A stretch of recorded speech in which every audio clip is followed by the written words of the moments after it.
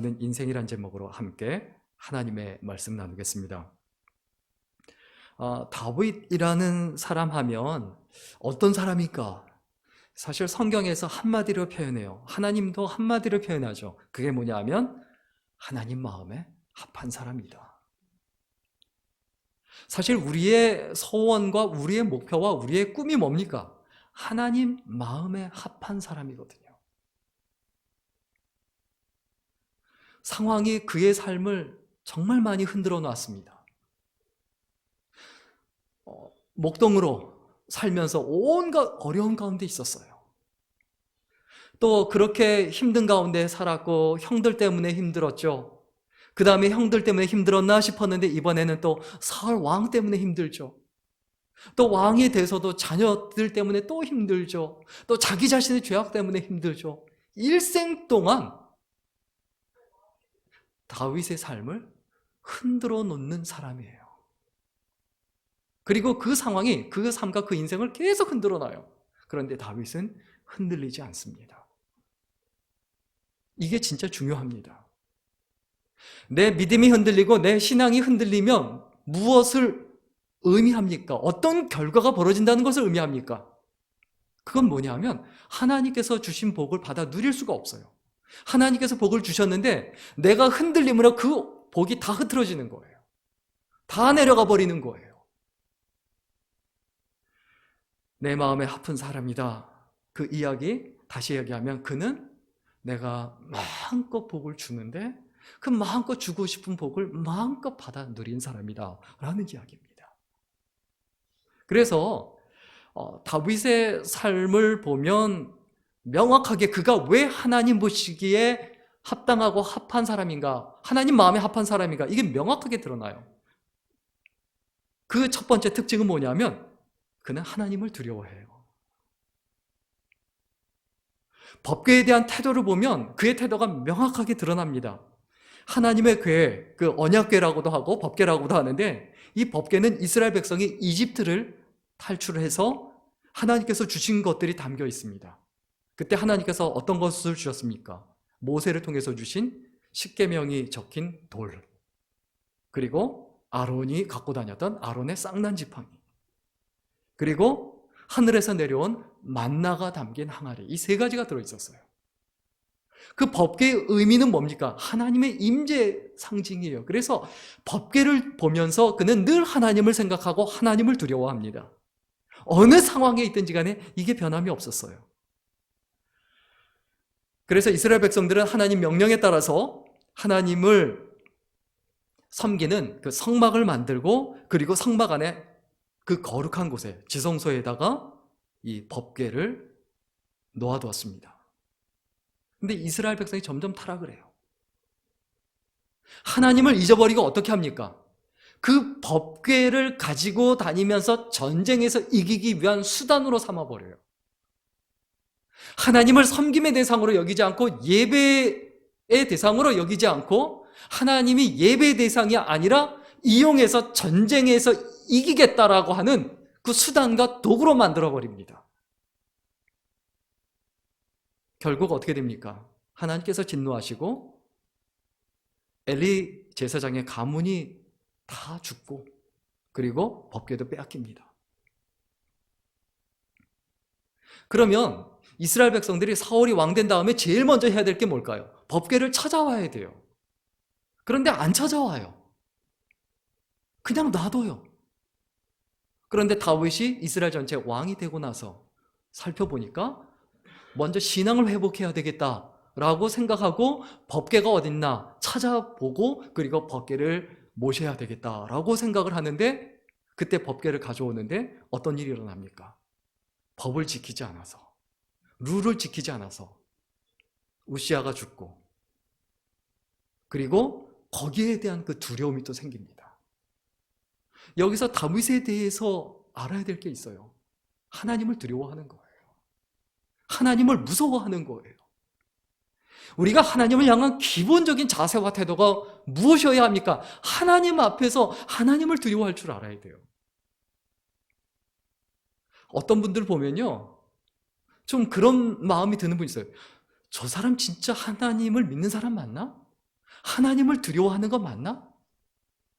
이런 생각이 들 때가 있는데 더 중요한 건 뭡니까? 내가 하나님을 두려워하는 거예요.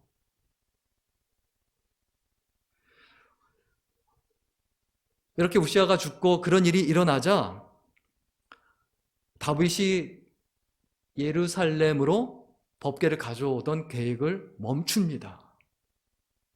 하나님에 대한 두려움 때문이죠. 법궤에 대한 두려움이 아니고 하나님에 대한 두려움 때문이에요. 이건 하나님 뜻이 아닌가 보다라고 하고 멈추죠. 그런데 그 두려움이 해결이 됩니다. 어떻게 해결이 됩니까? 우리 오늘 본문 12절 말씀 같이 읽을까요? 12절 말씀 같이 읽습니다. 시작. 어떤 사람이 다윗 왕에게 아뢰어 이르되 여호와께서 하나님의 계로 말미암아 오벳에돔의 집과 그의 모든 소유에 복을 주셨다 한지라. 다윗이 가서 하나님의 궤를 기쁨으로 메고 오벳에돔의 집에서 다윗성으로 올라갈세. 우리가 마음속에 머릿속에 기억하고 생각해야 합니다. 다윗이 늘 기다리던 소식이었어요. 늘 생각하는 게 있어요. 그게 뭐냐면 법궤를 예루살렘으로 모셔야 된다. 가지고 와야 된다. 그런데 오벳에돔의 집이 복을 받고 잘 되더라. 벌을 받는 게 아니고 잘 되더라. 우시아처럼 죽는 게 아니고 그 집안이 잘 되고 번성하더라. 그 이야기를 듣고 두려움을 해결합니다. 그리고 사랑으로 행동합니다. 내가 하나님을 사랑합니다. 그 마음으로 하나님의 임재의 상징인 법궤를 다시 가져오겠습니다 라고 하고 법궤를 가져옵니다. 12절에 보면 다윗이 가서 하나님의 궤를 기쁨으로 메고 왔다라고 하지만 실제적으로 역대상 15장 11절에 보면 정확하게 룰대로 법칙대로 제사장들이 가지고 옵니다. 8명의 제사장, 하나님의 궤를 제사장 사독, 아비아달, 그리고 우리엘, 아사야, 요엘, 스마야, 엘리엘, 암미나답 이렇게 8명이 법궤를 메고 왔다라고 정확하게 표현하고 있습니다. 한번 하나님께서 기뻐하시지 않는 일이 있었다. 그럼 이 원인이 뭔가 살펴봐야 돼요. 무엇 때문인가 살펴봐야 돼요. 그리고 다윗의 이 특징이 뭡니까? 정확하게 그것을 고치잖아요. 정말 하나님을 사랑한다고 하면 하나님 관점에서 모든 것을 파악합니다. 그런데 하나님을 사랑하지 않으면 내 관점에서 모든 것을 파악하고 그리고 가치를 결정을 하고 판단을 해요. 우리는 다른 사람을 사랑한다라고 하면 그 사람을 사랑할 때 그 사람의 관점에서 모든 것을 결정을 해야 내가 사랑하는 거죠. 그리고 하나님께서 오벳에돔의 집에 복을 주셨다라는 소식을 듣고 소식을 듣자마자 곧바로 실행에 옮깁니다. 뭐 다음에 하지, 뭐 조금 있다 하지, 뭐가 해결되면 하지 이러지 않았어요. 곧장 오늘 본문에 보면 그 말을 듣자마자 다윗이 바로 가서 하나님의 궤를 무엇으로 메고? 기쁨으로 메고 왔다. 그것을 짐으로 여기지 않았어요. 기쁨으로 메고 돌아왔다. 다윗은 진심으로 하나님을 사랑했고 하나님과 함께하고 싶었고 그리고 하나님을 섬기고 싶었고 그것을 행동으로 옮깁니다. 다윗은 어떤 사람이라고요? 하나님을 두려워할 줄 아는 사람.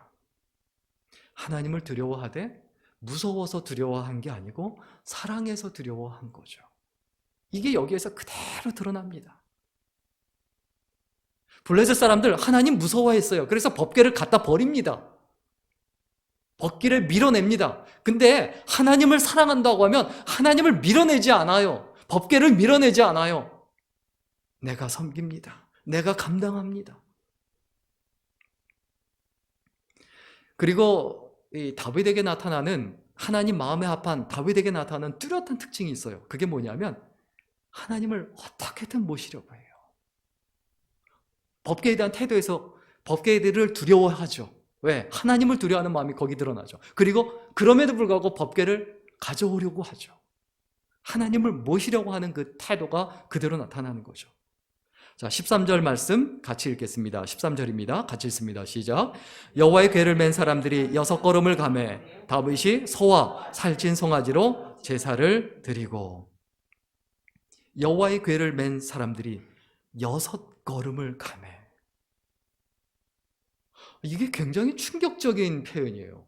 왠지 아세요? 왜 예외 제사장들이 6걸음을 가고 나니까, 법궤를 맨 사람들이 6개 걸음을 가고 나니까 그때서야 하나님 앞에 송아지로 제사를 드렸다라고 했어요. 왜일까요? 왜일까요? 법궤를 메고 가는 것이 하나님 뜻인지 아닌지 확인한 거예요.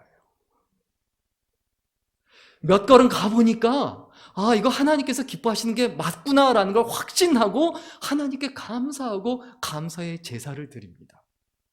그런데 몇 걸음 갔는데 뭐 제사장이 죽는다든가 어떤 일이 일어나면 이건 하나님 뜻이 아니구나라고 생각하고 바로 멈췄겠죠. 그게 하나님을 모시는 거예요. 그게 하나님을 사랑하는 거예요.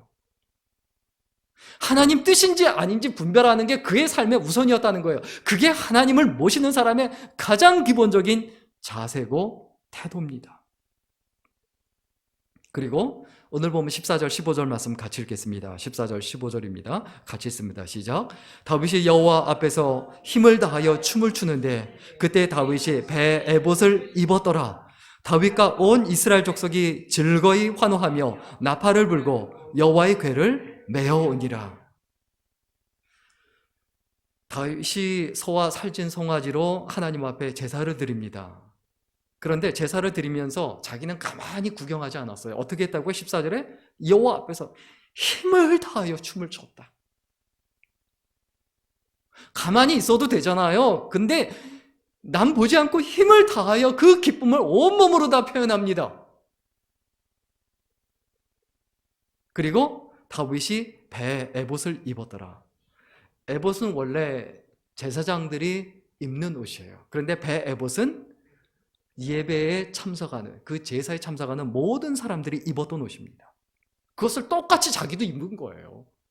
나는 왕이니까 다른 옷 입는다 이렇게 하지 않고 나도 예배자다라고 하고 자기도 똑같이 다른 사람들과 배로 된 옷이 얼마나 초라합니까? 그 옷을 똑같이 입고, 제사장 옷을 입는 게 아니고 배 에봇을 입고 그들과 같이 똑같이 춤을 춘다는 거예요. 그리고 15절에 다윗과 온 이스라엘 족속이 즐거이 환호하며 나팔을 불고 여호와의 궤를 메어오니라. 앞서서 춤을 추고, 앞서서 노래하고, 앞서서 환호하고 여호와의 궤를 메어왔다. 이것을 몸소 하나님을 섬기는 모습을 이스라엘 백성들에게 몸소 친히 보여준 사람이 바로 다윗이었습니다. 우리가 다윗의 이러한 자세와 태도를 잊어버리지 말아야 됩니다. 다윗의 모든 것의 우선순위가 어디에 있었습니까? 제사에 있었어요. 예배에 있었어요. 그리고 하나님께 대한 다윗의 태도 또 어떻게 드러납니까? 오늘 보면 16절부터 19절까지 보면 하나님을 철저히 높이려고 해요. 하나님을 철저히 찬양하려고 합니다. 그런데 다윗의 그 모습을 보고 그의 아내 미갈은 어떻게 합니까? 우리 16절 말씀 같이 읽겠습니다. 16절입니다. 같이 읽습니다. 시작. 여호와의 궤가 다윗성으로 들어올 때 사울의 딸 미갈이 창으로 내다보다가 다윗의 왕이 여호와 앞에서 뛰놀며 춤추는 것을 보고 심중에 그를 업신여기니라. 우리가 믿음 생활하고 신앙생활 하다 보면요, 내가 신앙생활하고 하나님 앞에 예배드리고 믿음으로 살려고 하는 모습을 보고 업신여기고 우습게 여기는 사람이 있어요. 심지어 가족 중에서도. 그래서 성경에 뭐라고 표현합니까? 다윗의 아내 미갈이라고 표현하지 않아요. 뭐라고 표현합니까? 16절에 사울의 딸 미갈이. 이 사람은 다윗의 아내가 아니다, 이런 태도를 가지는 것.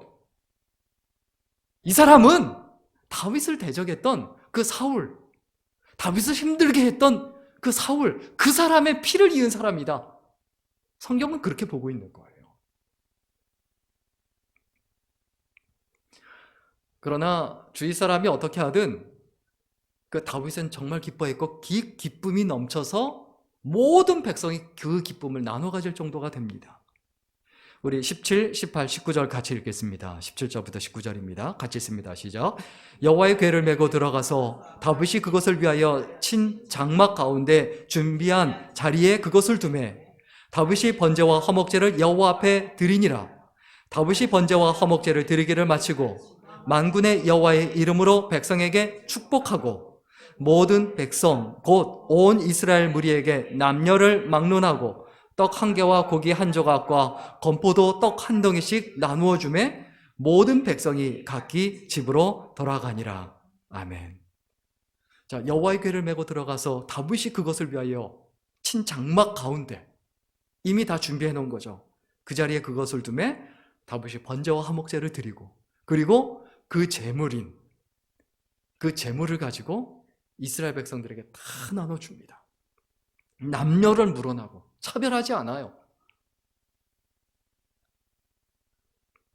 그리고 어떻게 합니까? 하나님의 이름으로 그들을 축복하고. 어떤 사람이 축복할 수 있는 사람이 됩니까? 기뻐하는 사람이에요. 하나님을 기뻐하는 사람. 하나님을 기뻐하는 사람이 축복의 통로예요. 예배를 좋아하고 예배를 사랑하고 예배를 소중하게 여기는 사람만이 하나님께서 주시는 축복의 통로가 됩니다. 예배를 우습게 알고 예배를 멸시하고 예배를 가볍게 여기는 사람을 통해서 하나님께서는 절대 역사하지 않습니다. 그런 법은 없어요. 그래서 또 축복하는 사람은 어떤 사람이 축복이 됩니까? 자기 혼자 독식하려고 하지 않고 자기의 기쁨을 다 모두와 동일하게 나누는 거예요. 사람을 차별하지 않고. 레위기서 7장 15절에서 18절까지의 말씀을 보면 제사 음식, 떡, 고기, 건포도 이런 것들을 하나님께서 뭐라고 말씀하셨냐? 백성들에게 나눠주라고 하셨어요. 그 말씀 그대로 순종한 거예요.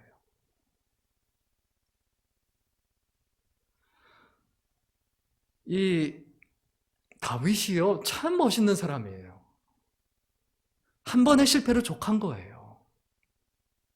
다시는 그 실수, 동일한 실수를 반복하지 않아요.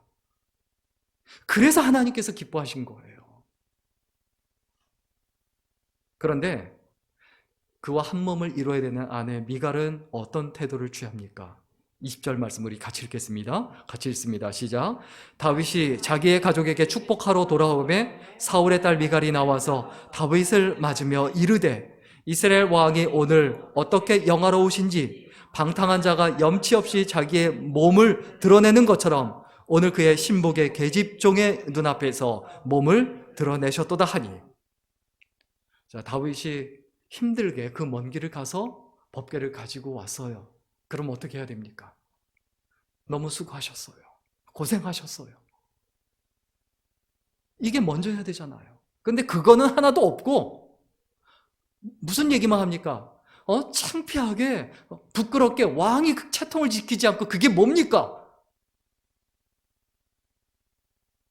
미갈이 지혜롭지를 못했어요. 만약에 꼭 그 얘기가 하고 싶다면 다른 이야기 수고하다라고 하고 조용히 얘기해도 되잖아요. 우리의 마음속에, 우리의 가슴속에 잊어버리지 말아야 될 사실이 있습니다. 내가 무엇을 중요하게 여기는 사람인가? 미갈은 무엇을 중요하게 여깁니까? 정확하게 얘기하면 다윗처럼 법궤를 중요하게 여기지 않았다는 거예요. 신앙을 중요하게 여기지 않았다는 거예요. 내가 왕비다. 그리고 왕은 어때야 된다. 세상적인 관점, 세상적인 가치관으로 가득 차 있다는 거예요. 이게 예배 드리는 모습에서 그대로 드러나지 않습니까?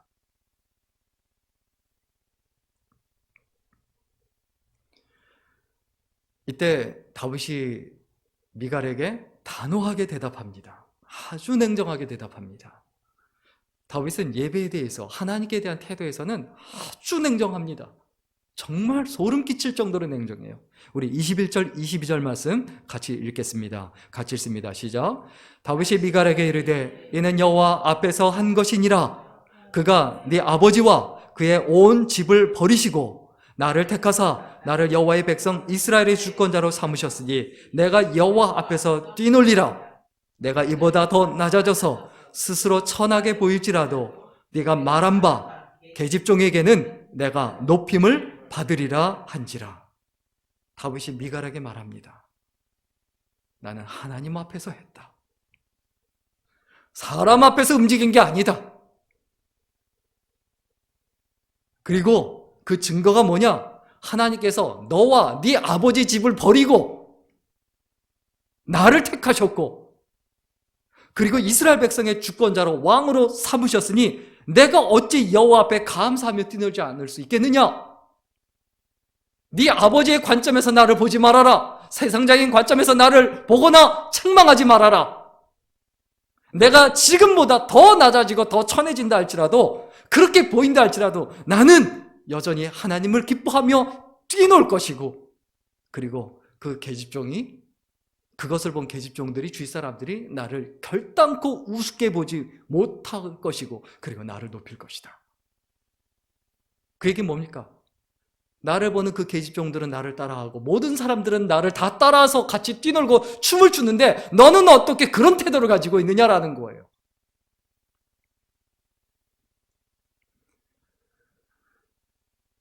여러분, 결국 어떤 일이 벌어집니까? 오늘 보면 마지막 절 23절 말씀 같이 읽겠습니다. 23절입니다. 같이 읽습니다. 시작. 그러므로 사울의 딸 미갈이 죽는 날까지 그에게 자식이 없으니라.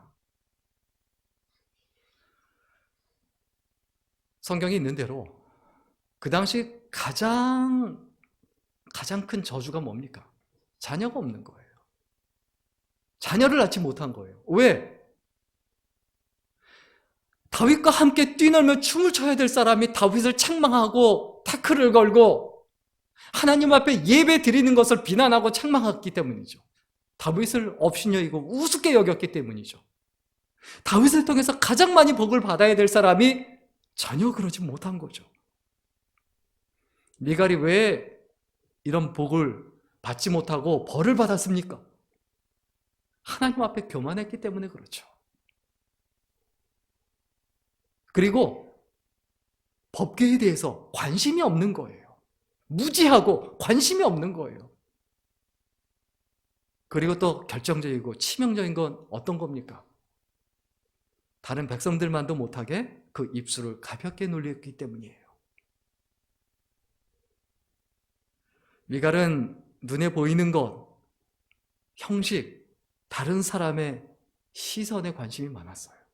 하나님께 관심이 없었어요.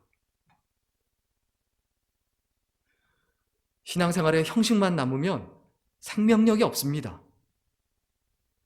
축복의 통로가 되지를 못합니다. 우리가 하나님 앞에 어떠한 인생을 살아야 합니까? 하나님께서 높여주시는 인생을 살아야 돼요. 하나님께서 다윗을 어떻게 하셨습니까? 내 마음에 합한 자다. 그리고 끝입니까? 아니지 않습니까? 다윗을 최대한 높여주세요. 모든 것 다해서 하나님께서 최고로 높여주세요. 하나님께서 온전히 높여주시는 인생. 오늘 말씀 정리하며 우리의 마음에 새겼으면 좋겠습니다. 하나님께서 다윗을 이와 같이 높여주신 이유가 뭡니까? 아주 간단합니다. 하나님을 최고로 여겼기 때문에 그래요. 하나님을 최고로 여겼다는 것이 무엇으로 드러납니까? 예배에 대한 태도, 예배에 대한 자세로 그대로 드러납니다. 그 예배를 위해서, 그 제사를 위해서 모든 것 기울입니다. 모든 것 쏟아붓습니다. 할 수 있는 것, 모든 것 쏟아붓다가 안 됐는데 포기하지 않고 다시 성경을 보고 성경으로 돌아갑니다. 인간적인 생각이 앞서서 인간적인 생각으로 수만 명을 각 지파에서 뽑아다가 법궤를 가져오려고 했지만 실패하죠. 그러나 포기하지 않고 다시 성경을 보고 뭐가 옳은지 뭐가 잘못됐는지 살펴보고 그걸 다 고치죠. 그리고 법궤를 가져오고 기뻐하고 즐거워합니다. 하나님께서 이런 사람을 높여주지 않으시겠습니까? 우리는 어떤 사람이 돼야 될까요? 정말 응원하고 싶고 축복하고 싶은 사람이 돼야 합니다. 사람이 보기에도 응원하고 축복하고 싶은 사람은 하나님이 보기에도 응원하고 축복하고 싶은 사람이 돼요. 저도 목회하다 보면요, 모든 분들이 다 하나님께 복을 받고 은혜를 입었으면 모든 분들에 대해서, 모든 교우들에 대해서 동일한 마음이지만 사실 저도 모르게 차이가 생겨요. 저분은 반드시 하나님께 복을 받아야 된다. 이런 마음이 드는 사람과 아휴 저러니까 하나님께 복을 받지 못하지. 우리가 분명하게 생각해야 돼요. 그러나 남을 판단하자는 게 아니에요. 나 자신을 보자는 거예요. 내가 어떤 사람이 돼야 됩니까? 다른 사람들이 나를 응원해주고 축복해주는 사람, 다윗이 응원해주고 축복해주는 사람이 돼야 되는데 미갈이 그런 사람이 되지 못했잖아요. 왜 그렇습니까? 예배를 우습게 알았죠. 우리 오늘 말씀을 통해서 가슴 깊이 생각해 봤으면 좋겠습니다. 하나님께서 온전히 높여주시는 인생을 살려면 어떻게 해야 되는가? 하나님을 먼저 온전히 높이자.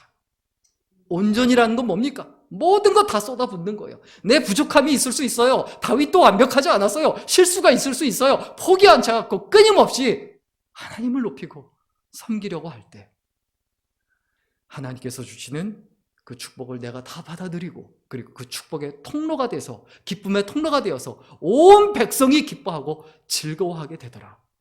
그런 어떤 축복과 그 은혜를 누릴 수 있는 귀한 인생 그리고 소중한 인생이 될 수 있기를 주의 이름으로 간절히 축원합니다.